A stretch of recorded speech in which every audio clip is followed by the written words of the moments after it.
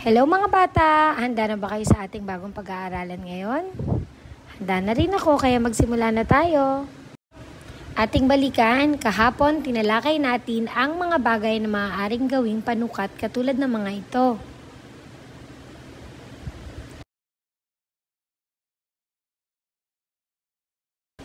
Ang mensahe natin ngayong araw ay kaya kong kumuha ng sukat gamit ang mga bagay.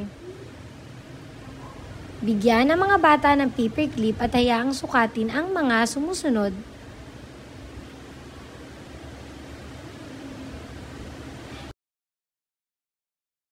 Gamit naman ang plastic spoon, sukatin ang lapad ng blackboard. Gamit ang eraser, sukatin ang mga sumusunod. Ngayon, oras na para sa gawain. Sukatin ang mga sumusunod na gamit ang mga bagay. Ngayon, oras na sa pagkilala ng mga letra. Balikan natin ang tunog ng bawat letra. Halina't sumulat ng titik T. Makinig mabuti sa inyong mga guro at ituturo nila ang tamang paraan ng pagsulat ng letrang T.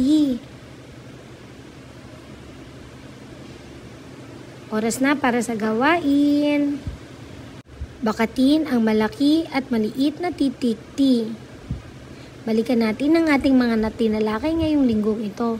Tinalakay natin ang kulay rosas, bilang 1 hanggang bilang 5. Mga bata, hanapin nga natin ang mga kulay rosas na bagay. Sabihin mo ito.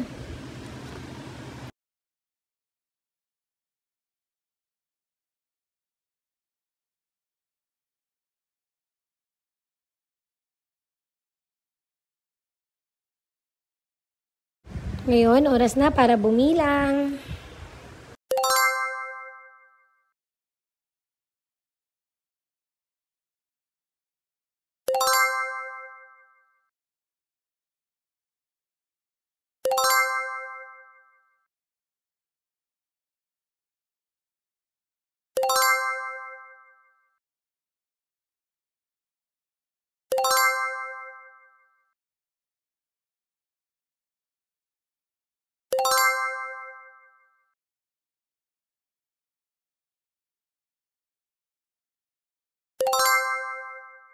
Ngayon, oras na para sa gawain.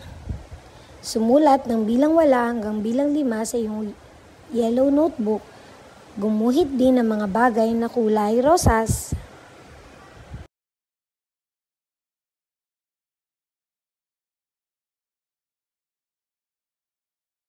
Narito ang ating mga tinalakay ngayong araw na to. Magaling mga bata, hanggang sa muli. Paalam!